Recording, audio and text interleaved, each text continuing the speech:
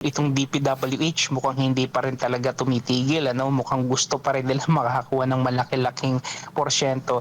Even, no, they became very notorious for ghost project and substandard projects, no. Ito kasi yung nangyayari kapag ka protektado ka talaga ng pangulo, no.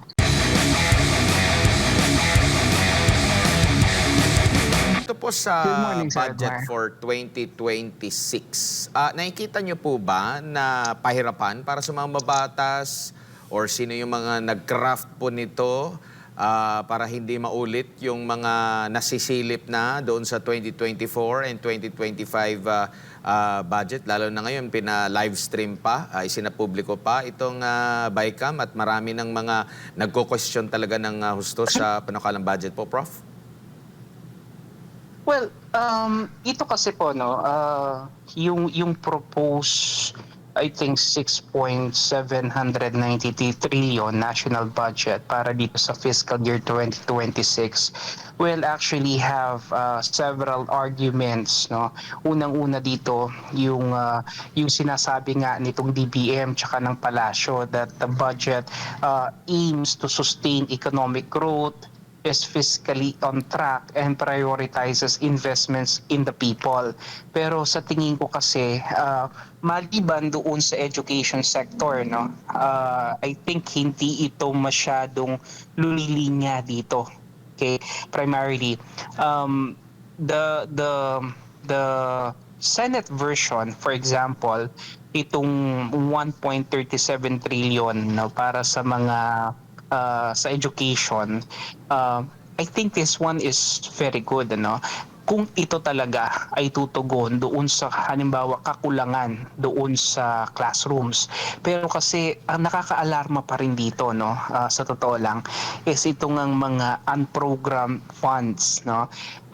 Sa totoo lang, may mga congressmen din naman, ano, kung maalala natin, there are several congressmen who's mentioned that even if they agree on the House version ng budget, ang hindi nila talaga sinasang-ayunan dito yun pa ring ano, yung pa ring unprogrammed funds, no. Bakit? Kasi the unprogrammed funds, since unprogrammed nga siya, no, pwede siyang lagyan ng pondo na iso-source out from other sources at lalagyan siya, no, and hindi natin alam kung kailan 'to mangyayari. Pero kung meron pa ring allocations sa unprogrammed funds, it may still be sabihin na nating a reason para magkaroon pa rin ng matindihan na corruption, especially na malaki pa rin yung unprogrammed funds kumpara dito, no. So sa akin ang mas maganda talaga is kung yung unprogrammed funds na to ay inallocate na lang nila halimbawa dito sa allocations for the health, kasi yung ating health sector below the WHO recommended requirement, no, yung ating budget para dito. So sana mas maganda kung dito na lang natin sila inilagay, no, and hindi na nilagyan pa rito yung ano, hindi pa nilagyan dito sa program funds. And then itong DPWH mukhang hindi pa rin talaga tumitigil, ano, mukhang gusto pa rin nila makakakuha ng malaki-laking porsyento. Even, no, they became very notorious for ghost project and substandard projects, no. Ito kasi yung nangyayari kapag ka protektado ka talaga ng pangulo, no, kapag shielded ka, no, ng pinakamataas na mga opisyal ng pamahalaan, nawawala yung ano, no, nawawala yung shame, no, nawawala yung hiya, ika nga, at talagang gusto nila na mas makakuha pa ng mas malaking pondo. And I think this is something na kung ako halimbawa dito kay Vince Dizon, ano, at yung departamento ko ay talagang pinaka-notorious, no, nung mga nakaraang taon sa pagwaldas ng pondo ng bayan, magdadalawang isip ako, no, na manghingi ng mas malaking pondo o kaya kumbaga parang I will just fully submit myself to the Congress and to the Senate and to their wisdom kaysa manghihingi pa ako at appear pa ako doon para kasi like I said, it does not give a good impression to the public. Opo, lagi na lang din po kasing nirarason, Prof, na maapektuhan ang proyekto. Kailangan ko ang budget na to, maapektuhan ang proyekto. Pero Yeah. still, every hingi nila ng budget, meron pa rin pong issue ng korupsyon. So kumbaga, kung hindi maninindigan dito ang atin pong Kongreso, lagi po silang madadamay sa issue po ng korupsyon. Kasi at the end of the day, sila din naman yung nag-aproba din po niyan. Exactly, exactly. Very good point, ano. Kaya hindi natin po pwedeng masabi na itong corruption na to is solely a prerogative lang ng mga departamento, no, ng executive. Because at the end of the day, really, the Congress and the senators will definitely have a say on this, ano. And though I think, no, ito nga yung problema rito is that yes, they are actually live streaming the proceedings. Nagkakaroon tayo ng greater public participation kahit kasi napapanood natin. Pero ang tanong is, up to what extent are we empowered as a people to actually make the necessary changes dun sa budget? Kasi kung napapanood natin siya at nakikita natin na may mali at alam na natin na may mali, no, obviously, ano pa ba ang kaya nating gawin? Ano ba ang kaya nating sabihin? Pupwede ba tayong mag-file ng petition as a people, as a public to the Supreme Court saying or make a case about the unconstitutionality again of this budget? Because if that happens, nagkakaroon tayo ng automatic reappropriation, ano? Pero kasi alam nyo, sa punto kasi ngayon, ito ay minamadali na, no? Mahirap na yon para sa atin actually, and the way I'm seeing it, wala nang masyadong rito, wala nang masyadong paggalaw o wala nang masyadong mga changes na mangyayari. I think moto proprio, ito ay pipirmahan ng Pangulo, no, eventually. Kasi nga, this is one of the urgent measures that the President is really after, no. Alam niyo naman ang ating pangulo, basta budget ang usapan, nagmamadali po siya talaga, no. Hindi mapipigil yan. Pero kung mga serbisyo para sa tao at mga alam niyo na mga mas mahalagang usapin, hindi niya po yan pinapansin. Yun ang po nakakalungkot talaga. Opo, pero nakikita nyo rin po ba na dapat na rin na magdesisyon ng Korte Suprema ukol doon sa pag-question sa 2025 budget po habang dinatalakay na o masyado na ring late din po kasi matatapos na rin po yung taon po. Prof, wala pang desisyon Right. ukol doon. Ang recent decision lang na question is yung 2024. Doon pa nga lang sa sa PhilHealth regarding PhilHealth issue, pero marami pong may ilan doon sa mga associate justice na nagko-question sa kabuuan po ng 2024. Tingin nila unconstitutional ito. Dapat rin acted yung 2023 budget, Prof.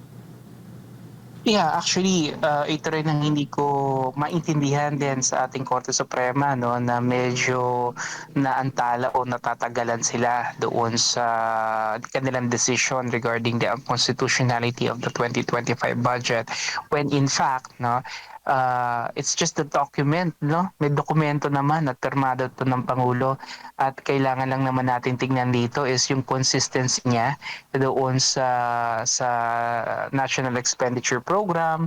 Titingnan lang naman natin dito kung ano ba talaga yung mga insertions, kung alin dito sa mga insertions ito ang talagang naging proyekto, alin dito yung mga ghost projects, and then from there I think you could already make a good deduction, ano, and to arrive at a good decision as to whether or not the 2025 budget is really unconstitutional, no? Kasi nga sa tingin ko diyan, kung nailabas nila yung desisyon that the 2025 budget was indeed unconstitutional, I think the Senate and the Congress will have more siguro sabihin na nating added layers, no, of accountability and siguro security dito sa budget na to, kasi syempre matatakot sila, no, kasi nga kung ang naging decision sa 2025 budget is unconstitutional, syempre kung membro ka ng bicameral conference committee, you will really definitely be very very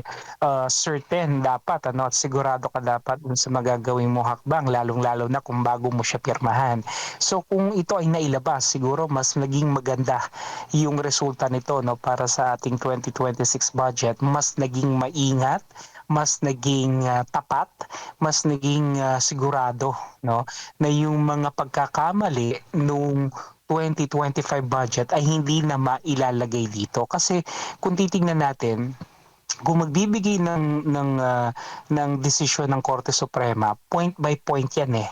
They will be raising everything that they found to be very anomalous and unconstitutional. So kung ito ay meron ng desisyon ng Korte Suprema that this was ruled to be, let's say this one particular item was ruled to be unconstitutional, definitely in the next budget, hindi na nila yun ilalagay. Pero dahil nga wala yung ruling ng Korte Suprema, nandito pa rin, no? Yun yung medyo nakakalungkot, no, na sana napaaga yung kanilang pagbibigay para sana na-incorporate natin dito sa 2026 budget, and maybe we could have had a better budget, because the truth of the matter is I am not convinced at all that the 2026 budget is clean. It's definitely not like that. Now, with all this unprogrammed budget still, the pork is still there, the insertions I believe are still there. Hindi ako naniniwala, no? I'm not at all convinced that we have a clean budget for 2026. Opo, dito po sa recent decision ng Korte Suprema po, Prof, ano po yung tingin nyo dito? Restore ba ito or maglalaan ulit ng 20, return or restore? Prof, kasi debate rin ito eh. Tinanggalan noong 2024, pero ang ibang tax na naman ng taong bayan for 2026 doon na kukunin, maraming nasasayangan. Dagdag na sana ito na budget ng PhilHealth na marami pong makakabenepisyo, Prof. Yeah, actually, tama po yun. And besides, parang lalabas double taxation siya talaga, no? Actually, hindi ko nga alam kung nasaan na ba yung budget, no? I think I had one interview also with SMNI, and we were actually deliberating, we were actually questioning kung nasaan na ba talaga yung 60 billion to start with, no? And if it was parked somewhere, we really don't know. If it is still there in the National Treasury, we don't know yet, ano? And despite of the ruling of the Supreme Court that it's unconstitutional and that they need to return it, mukhang wala pa rin konkretong action ngayon, ano? And I think ang worst case scenario here is that maybe, no, wag naman sana that the government is waiting for the enactment of the 2026 budget at doon nila kukuhanin yung i-return nila sa PhilHealth, no? If that will be the case, then again, naigisa na naman tayo sa sarili nating mantika at tayo bilang mamamayan talo na naman, no? Because the money that is supposed to be given to us, no, by virtue of this PhilHealth, the return of the PhilHealth funds was supposedly from the previous budget fiscal years, no? Tapos kukuhanin nila sa 2026 national budget, talaga naman nakakalungkot, ano? And pero hindi malayong mangyari kasi if the money is there and if there was already a Supreme Court ruling, then they should have already returned it. And syempre, no, gagamitin na namang ito na parang selling point ng ating pangulo, no, para sabihin niya the money is already returned, that we have it in we already returned it to PhilHealth. So syempre kailangan may mga photo ops na naman siya diyan, pero wala no, tahimik up to this point. So I think most likely baka dito kukuhanin ito sa ating 2026 national budget. Opo, dito na lang po sa pinakauling topic ko po bago ko ibalik kay partner MJ, Prof, no? Meron pong gustong i-priority ang BBM administration. Ito yung mga klase ng panukalang batas na bukang bibig po ng taong bayan, yung nagsasawa na po sa pare-parehong apelyido na lang namumuno, sila nagpapalitan na lang po, at the same time itong problema din po, no, sa party list system, dahil maliban doon sa mga sinasabing konektado sa CPP, NP, NDF, meron din pong mga party list na pagmamay-ari din ng mga political clans din after na matapos yung kanilang termino, pagpapalitan na sila, papasok lang sila dito sa party list. Hindi kaya merong mga party list din kahit na yung mga mayayaman po, no, yung mga may mga oligarch din po. Ano pong masasabi niyo po rito? Ito po ba ay pampaganda ng imahe or iba po ang nakikita niyo po dito, Prof? Well, actually, kung titingnan natin, this particular bills are actually good insofar as it could really parang stifle or somewhat stem down yung tinatawag nating systemic corruption. At marami nga dito, sa mga bills na to, I believe have been long overdue, no? Like the anti-political dynasty bill, among others. So, I believe that these are good, pero kasi ang titingnan natin dito rin, number one, sa politika kasi timing is of the essence. Timing is very, very important. I really don't understand why the sudden shift, no, dito particularly dito sa demeanor ng Pangulo, when in fact in many instances before binabanggit niya that political dynasties are not inherently bad, no? And then ngayon biglang pipihit siya. I think this is one way to really salvage the so-called political capital of the president kung may natitira pa, no? Dun sa kanyang political capital, I think this is one drastic move para gawin ito, no? Kaya lang kasi titingnan natin, the president is trying to make a good account again of himself. Pero at the end of the day, ang bola rito wala naman sa kanya, no? Ang bola rito ay nasa Kongreso pa rin. And the truth of the matter is, I really highly doubt it if any version of the anti-political dynasty bill, for example, will get passed through the Congress, knowing fully well that I think around, if I'm not mistaken, 80 to 83% of them actually are coming from political dynasties. No? Pero yun nga, at the end of the day, sasabihin naman ng Pangulo natin na basta ako, sinertify ko yan as priority bill, the ball is already in the court of the Congress if they will agree with it or not, no? Kumbaga parang again, yung tinatawag natin na image building mechanisms pa rin ng Pangulo. In short, nagpapapogi na naman siya sa taong bayan para sabihin na anti-corruption yung kanyang mga initiatives, no? Tsaka itong mga priority measures niya. Pero at the end of the day, the president knows very well that it will really meet a very stiff competition dito sa Kongreso. I'm talking about not just the anti-dynasty bill, but I think even the Party List Reform Act, no, knowing fully well na 20% nung ating miyembro ng kapulungan sa Kongreso ay galing sa mga party list groups, no? While again, we totally agree with this, no, para sa ating mga kababayan, we are indefinitely in favor of this anti-corruption mechanisms, but at the end of the day, we try to also see as to what extent will this laws be passed, now considering that the Congress is not in favor of this. Opo, pero meron na pong nakabasa dito sa panukalang batas, no, ni Congressman Sandro Marcos at Speaker Sandro, D. yeah. Opo, no, kung saan tumaas din yung kanilang kilay. Hindi daw anti-political dynasty daw po itong kanilang inihaing panukala. Parang ano lang daw, inaayos lang daw yung traffic sa pamilya, Right. na pamilya sa gobyerno po. Kasi parang pwede ka namang magkaroon ng kaanak na congressman, mayor, hindi lang same na lugar. Yeah. Or halimbawa sa district ba, hindi pwedeng magkapareho kayong congressman. Pero pwede kayo, national position, gobernador, congressman, mayor, pwede kayo. Kumbaga, tina-traffic lang po, hindi po talaga anti-dynasty bill. Kaya't marami pong talagang nagko-question dito kung ito ba'y talagang ang purpose nito malabanan yung mga dinastiya o di kaya gina-justify lang yung kanilang posisyon ngayon ng mga dinastiya po, Prof.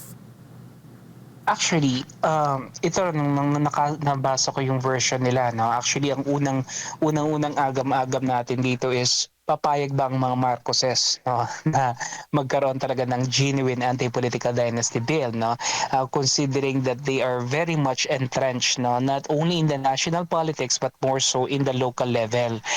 What I mean is that maybe sa national level baka wala na silang pag-asa 'no, pero yung kanilang kapangyarihan nakabaon pa rin sa mga local levels. Ano? I'm referring to Ilocos, Leyte, and many other different parts of the country. Ngayon, ito kasing bill na ginawa ni Sandro Marcos na to, yung tinatawag natin na parang clustering approach. Wherein we defined prohibited simultaneous positions in by the level of government, example, national, provincial, city, municipal. I think it still permits no, family members to hold multiple powerful positions in different branches or levels of the government. Thereby, the power or the concentration of power still is continuing. So actually, tama po kayo ron, ano? Para lang talagang nire-redirect lang, ano? Wala naman talagang maliwanag na ano, walang maliwanag na pagbabawal doon sa mga magkakaapelido, magkakapamilya to occupy positions in the government. At mukhang hindi yata naiintindihan ni Sandro Marcos yung pagkakaiba, yung distinctions ng iba't ibang klase ng mga political dynasties, no? Meron tayong tinatawag na thin dynasties, fat dynasties, at may mga obese dynasties din. I think he needs to really brush up on this kasi may mga researches na naman, ano, may mga artikulo naman na nagawa pertaining to this para mas maunawaan niya. I think the young congressman does not even know the very definition of a political dynasty kaya ganito yung kanyang bill na kinreate. No? Prof, huling na lang, Prof.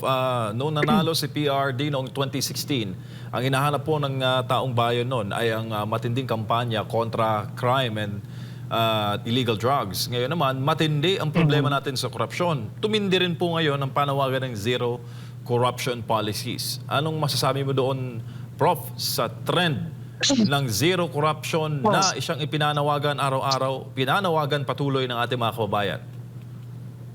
Well, very ironic, no, that we have a yun nga, no, na naniwala tayo dito sa inilatag sa atin ng 2022, no. Sabi ko nga, dalawa lang naman ang patutunguhan nito, no, is either redemption or revenge, no. Revenge dahil sa mga ginawa sa pamilya nila noong 1986, redemption dahil maaaring gusto nilang maiangat yung kanilang pangalan.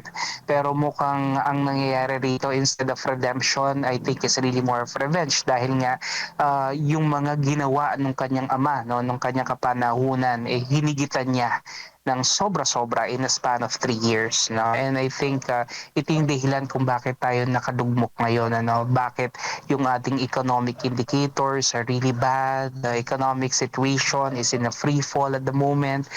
We don't know what's going to happen, especially next year. This leadership really has lost its moral compass and its ability to rule. No? Competently. And yun ang nakakalungkot, ano, na despite of the fact na gusto natin zero corruption, the problem is yung corruption din naman is the very thing that fuels this administration. Ito yung nagbibigay buhay sa kanila, no? Sa aking pananaw, yung corruption ang siyang nagiging nagtutulak sa kanila para kahit paano ay magtrabaho pa rin at masabi na sila pa rin ay gumagalaw para sa gobyerno at para sa mas nakararaming tao. Pero I think more than the service delivery, it's really the money that they are getting from the government through systemic corruption that makes them, become part of this government still. At yun yung nakakalungkot because at the end of the day, tayo talaga bilang mamamayan ang pinagnanakawan dito. And in most cases, pinagnanakawan na nga tayo, pinagbumukha pa tayong tanga. Kaya mas nakakalungkot lalong-lalo na.